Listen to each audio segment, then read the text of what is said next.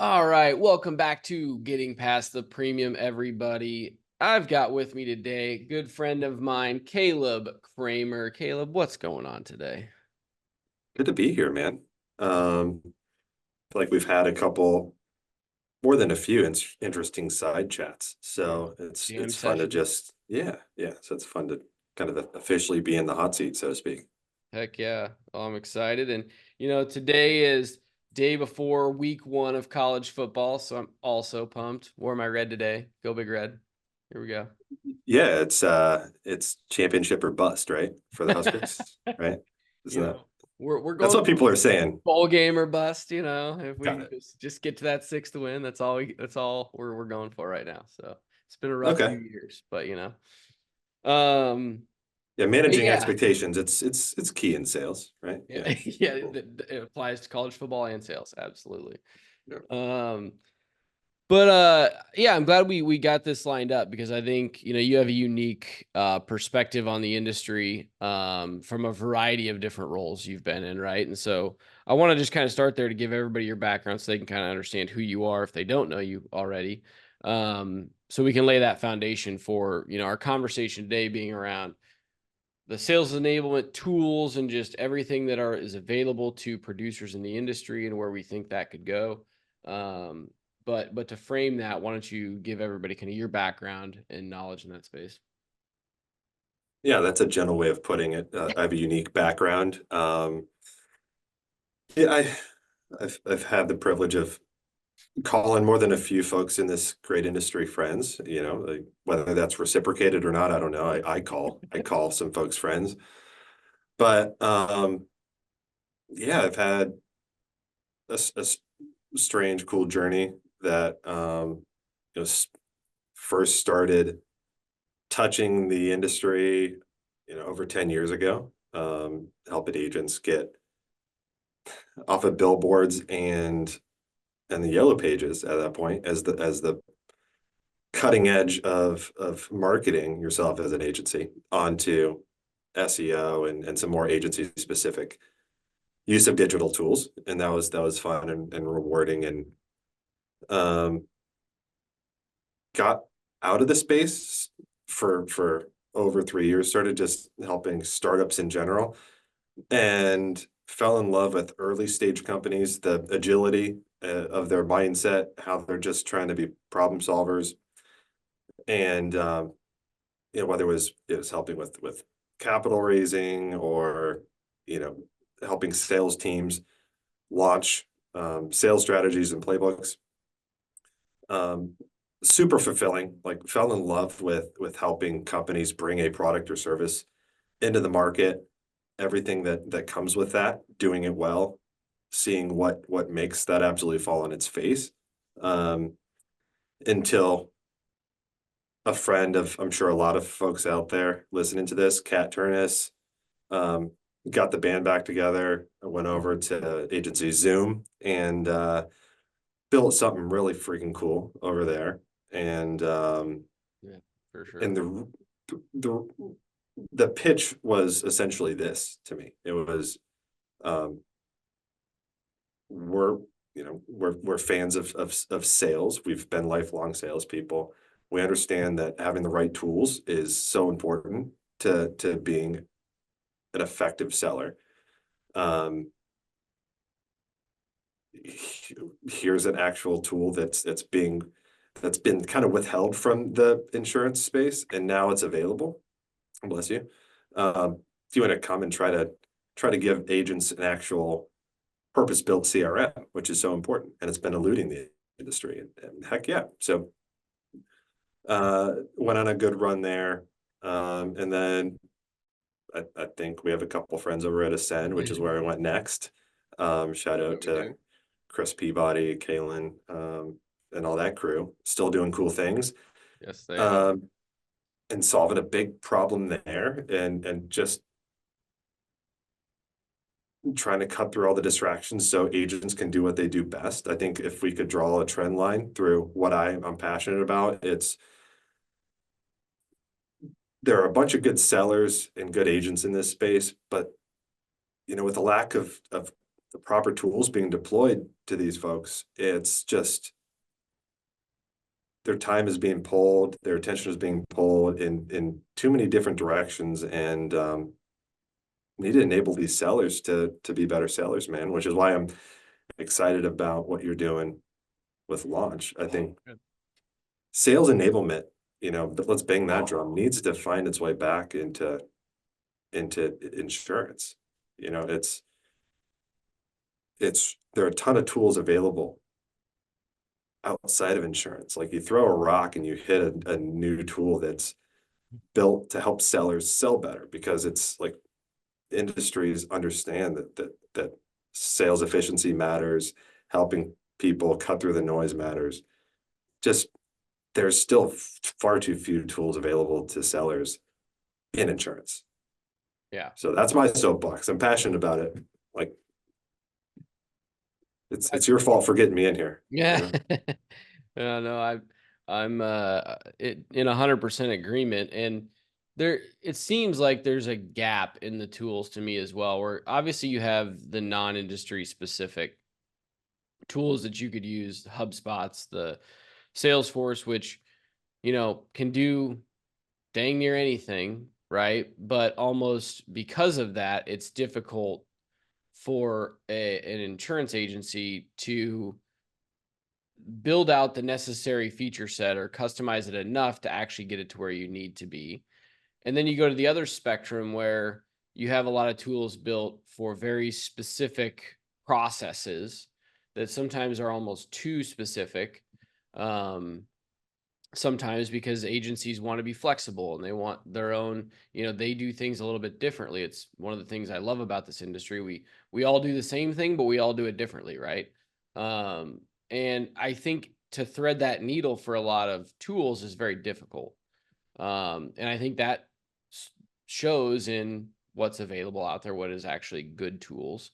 um, there it's getting better, I think, especially with like API access and stuff where you can start to connect some of these tools. But give your perspective around that. I think in our conversations, we've talked like you've a lot of experience around using the HubSpots of the world down to, being at Agency Zoom, which was a very specific product built for uh, insurance agency CRM. So talk through that angle.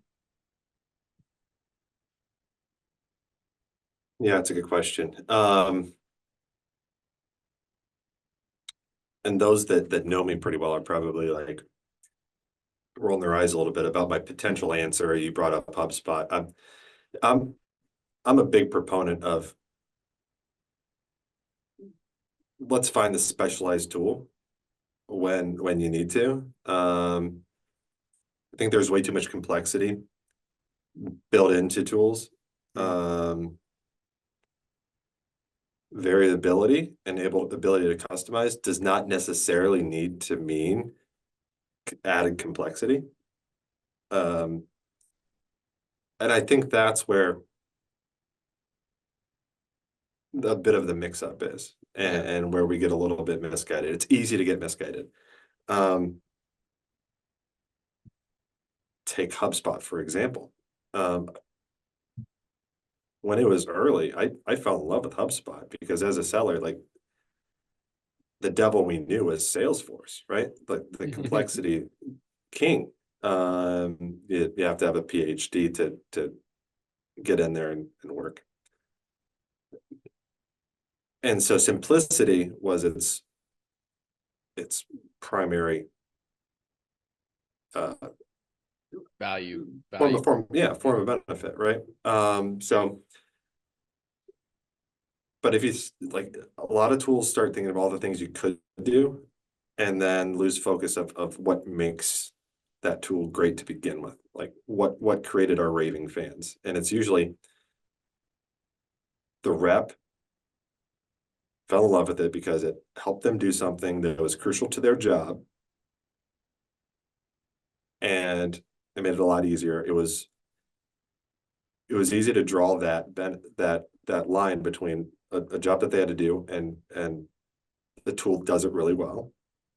So it was a one-to-one benefit. You start adding on layers of complexity, and you lose that magic. And that's why I think purpose built for insurance is especially important. But all of that specialization has kind of been applied to valid problems, but it's been like further away from the prospect or client advisor interaction. All the specialization and insurance tools, which I'm big fan of insurance. I'm glad all these tools are making their way to the space. But they're kind of they're solving service problems. They're Operation. solving operations problems. And granted, they need solved. What I think what we find ourselves talking about a lot, you and I, is the specialization hasn't been applied yet to the prospect, customer, advisor interaction. There's no enablement in the revenue generating conversations. There aren't tools built around that are moving the needle, right?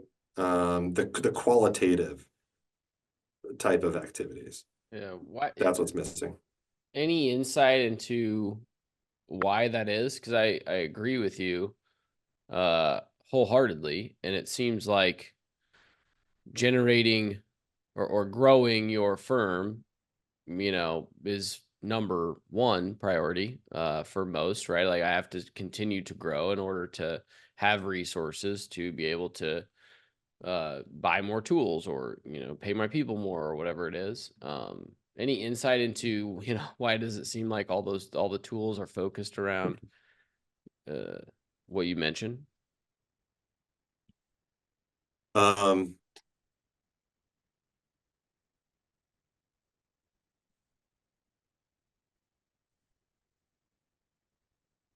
they were major and still are major points of pain, right? Pain Yeah. points. Yeah. You think sometimes, not to interrupt your thought Yeah. process, but sometimes I wonder because they are points of pain, and I think in an organization, an agency, sometimes those can be the loudest points, right? Because you're working with a lot of different clients, and Ryan Deeds calls it the soul sucking task list, which I love. But you have these tasks that are just like draining on your people, and so you tend to hear about those most frequently. And on the sales side, you have folks that are, banging the phones or out doing drop-ins or just they're more used to or just they're out grinding, trying to do the activity. Um, and potentially less like apt to raise their hand and be like, this part of my process is broken and could need improvement because it seems like I just got to get to the next call. I got to get to the next thing. I don't know if there's a difference there or not, but potentially something that might impact that to a degree.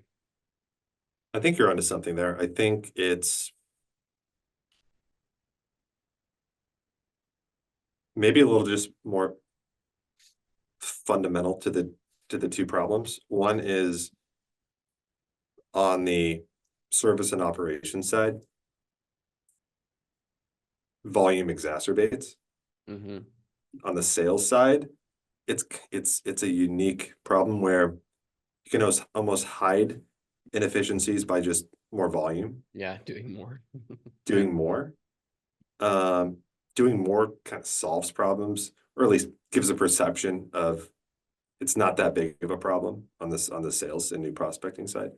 Whereas like every new client that you get in, if you have broken processes or inefficiencies are all the more highlighted. And so Yeah, you feel it. Yeah. um definitely don't want to invalidate all of our friends out there that are solving service and operation side Oh, problems. we need that as much as anything. 100%. And it's as far as order of operations, what you implement, like if you have a service capacity issue. If you're causing more problems with the more sales that you bring in, absolutely get your house in order, right? Yeah. For sure. Um, but if you're bringing on producers, if you are trying to add fuel to a fire, like I'm I'm on the other side of the volume game. Like let's make sure quality is there before Mhm. we apply any accelerant. Um, I think we try to. That's a great point. Yeah. It's this is out. I mean, it's going outside of insurance sales in general, and as tools have become available, it's been like almost do dumb things fast on the sales side of things. Yeah. And I cannot stress enough that that to me is not what scale is. You hear like scale thrown around. Yeah. It's not dumb things fast. Well, let's dive further into that. So when you're thinking of sales enablement tools, Mhm. uh, specific to the insurance agency industry, what does that mean to you? Like, what problems do you see that you think there should be tools out there that focused on solving?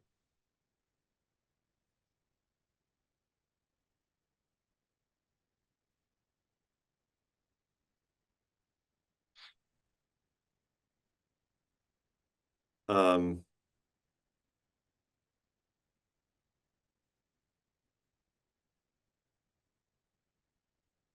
Sales enablement is the applying science to the art form of sales Mm, and applying science so that art can still occur but happen efficiently and not take as much time. But yeah. let's make no mistake, like it's still performance art, Yep. right? When done well, it's performance art. And you see a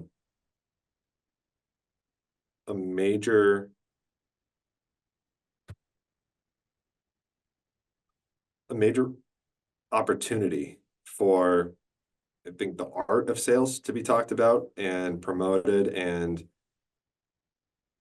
enabled, pun intended, in the insurance space, right? I think it's been more about training is much less qualitative for producers. It's not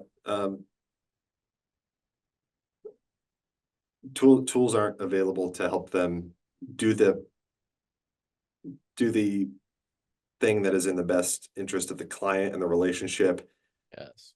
efficiently. It's those things are still promoted, right? And there are folks like my guy Michael Taylor and Premier Strategy Box, and there are folks banging the appropriate drum, right? Which is be an advisor. But then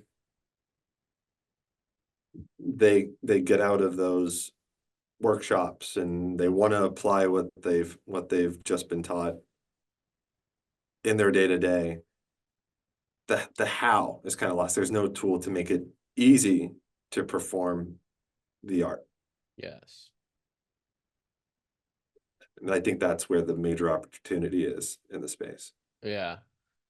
That's I think a great framing there because well, when you think about it, as you were saying, there's lots of tools to, you know, give you the opportunity to make more phone calls Mhm. or send out more mass marketing emails or those types of things that are more volume to what you're saying, create more efficiency in doing a task like that. But the art side of that being, well, how do I make my cold call more effective when I do get a hold of somebody? Mhm. Or when I get an initial meeting, how am I more effective in that meeting or in the follow up to that meeting or in the information I gather in that meeting to give myself the best opportunity to convert that to the next step or to a client? Um, 100%. yeah, and I think you're spot on there where there is a gap there in tools for sure, because I think on the front end there's a lot that have focused on like getting your prospecting data, making the calls or whatnot. But Mhm. how do you become a more effective salesperson and advisor so that you can win at a higher level and then create success for your clients? And finding tools that can do that, or building tools that can do that, is really valuable. Yeah, you're right. There are tools, most of the tools geared towards producers, sales folks are do these things faster, Yeah, right? There's, volume-based tools. That was a good way to put it. yeah, there aren't a lot of tools that are, hey, Elliot, here's a way to do this thing a little bit better every time. Yeah. Mm-hmm. I think the salespeople are ambitious, competitive by nature. So like I think there's a part of all of us that want that edge every time. They want I want both. I want to do things efficiently and as fast as possible without losing quality. In fact, I want to actually increase quality every time There I you do go. this thing. Right? Yes. Yeah, Well, I think it's been, for our industry for so long, that was the mantra, and still is to a degree, but it's a volume based a model or industry, and volume in sales matters, right? You do more, the numbers eventually will shake out, right? Or if you do enough activity, I should say. So I don't want to negate that truth, because it is very true that you have to be doing a certain amount of, or you should be pushing a certain amount of volume. Where this conversation becomes interesting is, um, can I maintain that level of volume, but increase my effectiveness? And that's where I think it gets lost. It's like people will have that conversation where it's a one or the other, when I don't know that it has to be. It's a, no, let's use the tools to maintain the volume, but then become more effective in each step of the process after that, right? for And sure. I know what your perspective is there, but that's how it should be looked at. And I think that's how we should view tools to get us there. Yeah, you're not wrong. You could be the best conversationalist in the world, but if you're only having one conversation a week, the person that's mediocre that's having 20 a week is beating you Yeah. for sure. Yeah. Yeah. Yeah, I think that's one of the major false equivalencies here. Like just at play in sales is like you can't do both. You have to give up on Hmm. I think sales leaders need to be honest and like it might be sometimes the easy thing because it's the most trackable thing is just, well, I don't really want to double click on why Elliot's close rate is like through the floor, but like if you just it's kind of easy for me to say just do more, Elliot. Make more You know? dials and you'll figure it out. Yeah, Yeah. yeah. So I think it's just it takes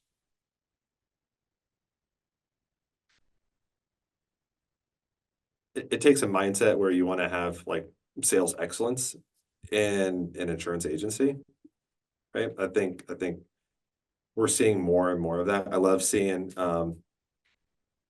Micah Yeah. talk about like, yeah, he's doing cold call coaching. I love it. Like I love to see things like that. So Real world. He's doing yeah, it. Yeah. absolutely. So qualitative type stuff, and just a lot of people have the right mindset. I'm excited about where sales in this industry is going. Um, and people are looking for, okay, yeah, I buy it. How? How? Mhm. What's the next step? Yeah. Right? Yeah. Yeah. And I So think, to continue on that, it kind of comes into the lens of training as well. And we've had conversations about the lack of training for producers in our industry, and I don't necessarily say that as a knock.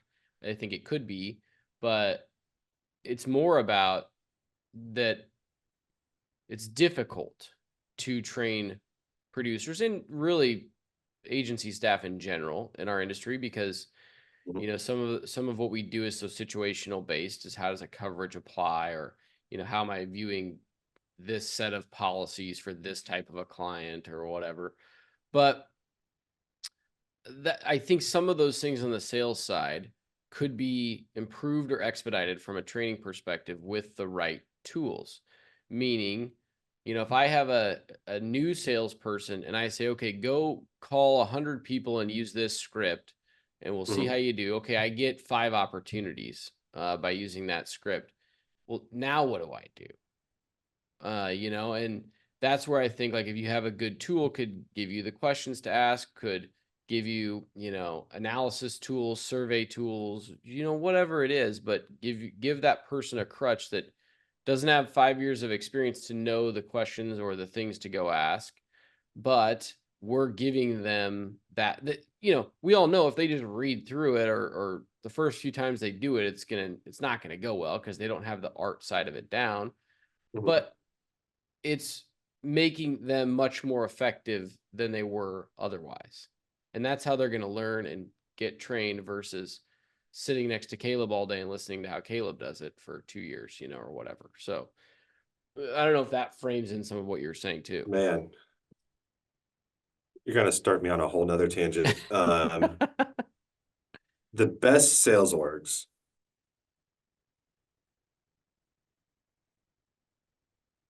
the the way the best reps do things quickly becomes the standard Mm-hmm. for how everybody else does things. And that's how you compound greatness. Yeah. It's consistent documenting, it's consistent training by committee. It's reinforcing the things that the top sellers in the org are doing. And then they're getting better, right? And so then the baseline changes as the top sellers get better. And you have to compound sales knowledge in the org. If it's just siloed in your top reps' heads, if it's too much art without science, Yeah. can't you're limited by your best, like you're only as good as your best artist then, because you have no science to apply. Right. So 80-20 rule always apply. You just have to make sure that you're bringing up the 20, or Mm-hmm. sorry, you're bringing up the 80, Yep. um yeah, it's so crucial. And like, I kudos to you. You keep, like, I just keep thinking of our conversations about launch in this regard. Like, Mm-hmm. um we know that there's there's kind of a talent shortage in the space. Like, it's always been a talent war. There are face value sexier industries, and so once we get folks, like, once we get good sellers, we got to make sure that we're putting the right tools in front of them so they can actually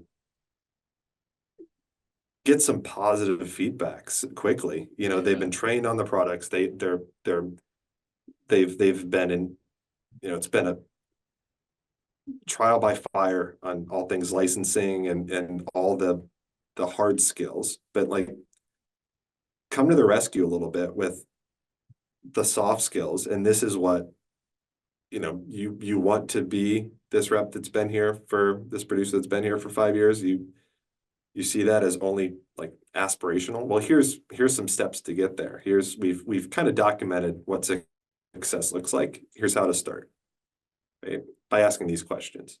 I think Yes. you guys are on the right track as far as filling a gap and banging that sales enablement drum. That's how we think of it. Yeah. Oh, absolutely. And I think the way that you framed that, of like, how do you replicate your top producer? And that was one of the big things, speaking to Launch Directly. The reason that we built it is we were thinking about how do we scale. And if you look at the traditional model of hiring and bringing on salespeople and insurance agencies. It's more of the art based than it is the science based. And we got to go find the people that can do it and, get them out, make the calls, make the stop ins, pick up the phone book, whatever. And the best ones will figure it out.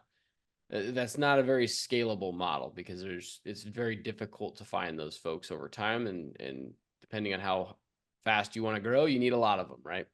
So the question is, how do we create a system behind a new salesperson that can replicate what that high performer does, what the 20% does? And that was one of the reasons why we ended up building Launch internally. Mhm. Was we knew that we had built the system and we knew that if we could implement it at scale, it worked. It just wasn't very easy to implement without some sort of a tool to go and do it. And then the other thing that the tool allows us to do is continuously improve on that system, right? Because now we find out that, okay, we kind of replicated the way Caleb did it because he's in our top, but actually we figured out that now Joe's doing it the way Caleb did it. He puts this little spin on it. And he's actually now outperforming Caleb. Let's put that spin in and test that out. And so it allows for that constant improvement at scale. Mhm. Taking that 80%, making them a little better, as you mentioned, makes a massive difference in growth at a firm. I think that's really well said. And love the fact that it's purpose built for a Yep. specific problem, right? It's the opposite of solutionism, which is quite frankly running rampant. But it's it's something you already identified as the solve for a problem that you actually had and you experienced, right? Yep. It's something that like is products built out of such clarity is pretty rare. And so like I might be letting a cat out of the bag here, but like it's quite honestly what drew me to just getting more and more curious about what you guys are doing. And ultimately led us down a path where I'm jumping on the launch pad Let's and go. yeah, excited to join this team here. Yeah, and it's not letting the cat out of the bag, and you're softly letting everybody Yeah. know that Yeah. yeah, we're joining forces, which is pretty exciting. I've been waiting for a month or so to announce this from the rooftops, but yeah, so it'll be, awesome to have you on the team and be able to take what we're doing with Launch to the next level. I truly think that we have a tool that can help this industry propel forward. And, you're going to be tasked with telling everybody that we can about it. Right. And so it's going to be an exciting time. Yeah, I think just having something that is showing producers, I can do the hard thing, which is usually the right way, a bit better, a bit faster, and a bit more effective every time. We don't have to trade quality for expediency. We can do the thing that is best for us and the client in the long term, but in a less tedious, more manageable way. Yep. You know, it's a tool that allows you to do both. Absolutely. So, I'll ask this more direct because I think it'll help. 'Cause you've already hit on some of it, but what gets you excited about Launch enough to make a career change, right? To jump on board to what we're doing. Um, what gets you excited about being able to take this message and this tool to more people in the industry?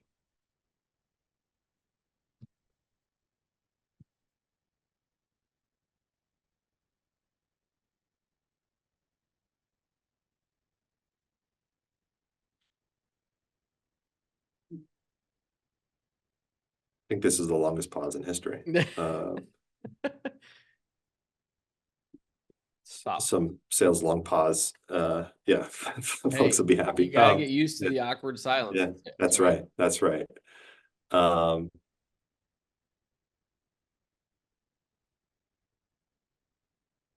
I think it's the fact that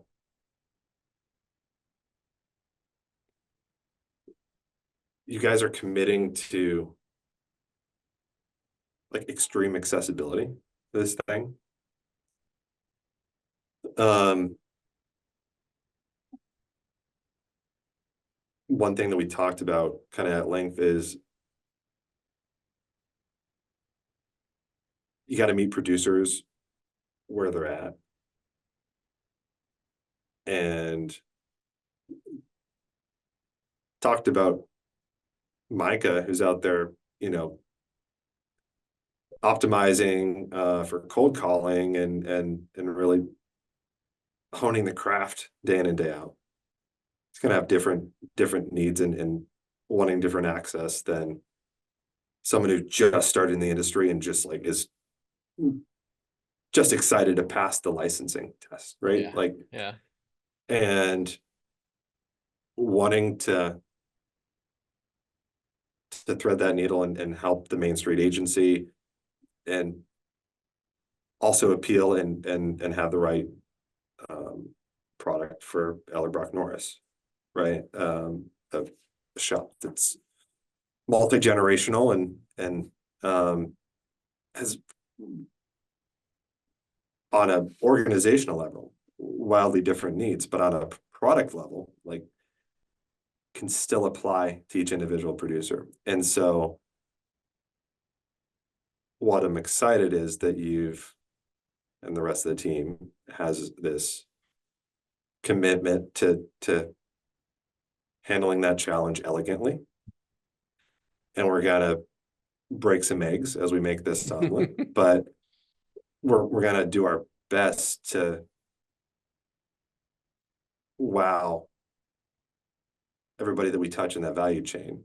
And most importantly, a lot of insureds that hopefully get better experiences from their advisors as a result of this. So that's what I'm excited about is reverse engineering this whole thing from the perspective of the insured that's going to be interacting with these advisors on a day-to-day basis. Well said. Well said. I mean, that is the ultimate value there, and we can impact a lot of lives and impact a lot more industries than just ours when you have that as the guiding star, as the end insured, the end business. And are we properly giving them the proper experience that they need to make more effective decisions in their business and so on and so forth. And launch can be a tool to help advisors do that and become or take a producer from traditional salesperson to more of that advisor to those businesses, offering the right advice when needed. And so I think it's a path that we're going to continue, as you mentioned, to push towards and break some eggs as we go, as you said. And but I'm excited. It's been a lot of fun to start to build out our next the next iteration and where we want to go, and having you on board is only going to allow us to accelerate that. So it's going to be a fun ride here. The relaunch of launch. The And relaunch of launch. I don't know, maybe I can get some royalties every time launchpad is used as a term. Can we trademark that? I don't know. But I noticed you dropped that in. That was pretty yeah, good. yeah. Awesome. Well, yeah, we are excited. More info to come for everybody on Caleb joining the team. But with that, is there anything, back to that conversation around sales tools in our industry and how we can bring more support to the sales side of the industry that we didn't talk about, that you think is kind of relevant, that you think, we want to make sure everybody out there listening is thinking about? Yeah, thanks. It's just my daily request to folks out there that with the advent of AI, I know we talk about it a lot. We've been on some other forums talking about it. We're all excited about it, but becomes really easy to think, how can I just, where's the silver bullet in this? Yeah. It's use it, guys. Use it on the front end of the conversation. To let it be your research assistant. Let it be your professor. Let it be a tool that helps you upskill your knowledge base about your clients, not kind of lean into the trap of how can AI do the interactions with with my customers and prospects. That's the part where you want to shine. That's the part where you don't want to be commoditized. That's where you can absolutely set yourself up for success. Don't unwittingly take yourself out of the most important part of the process, right? Use it to tee yourself up better to personally wow them in the meetings, right? That's well So said. that's my call to arms there. Yeah. Optimize the humans in that value chain, right? So 100%. Yep. cool, man. Well, thanks for the time today. Excited, like I said, more to come for everybody out there. But with that, we will see everybody next week. Thank you. Thanks. See ya.